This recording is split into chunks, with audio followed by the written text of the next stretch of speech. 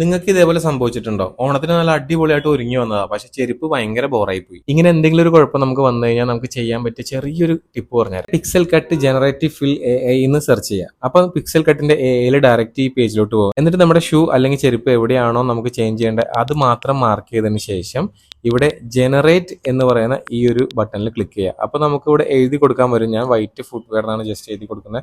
എന്നിട്ട് നമ്മൾ ജനറേറ്റ് ചെയ്തതിന് ശേഷം അവർ തന്നെ നമുക്ക് ഈ ഇതിന് മാച്ച് ആവുന്ന ഒരു ഷൂവോ ചെരുപ്പോ എന്താന്ന് വെച്ചാൽ നമുക്ക് ആഡ് ചെയ്ത് തരും.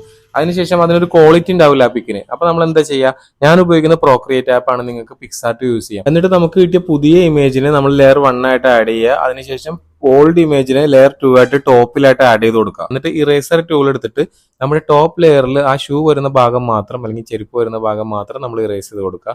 എന്നിട്ട് നമ്മളിത് ഫൈനൽ ഔട്ട്പുട്ട് സേവ് ചെയ്ത് എടുത്തു കഴിഞ്ഞാൽ നല്ല ക്ലാരിറ്റി ഒന്നും പോവാതെ പക്കയായിട്ട് നമുക്ക് ആ ഫോട്ടോ ഡൗൺലോഡ് ചെയ്തെടുക്കാം. ഇതുപോലത്തെ ടിപ്സ് ആയിട്ട് വീണ്ടും കാണാം.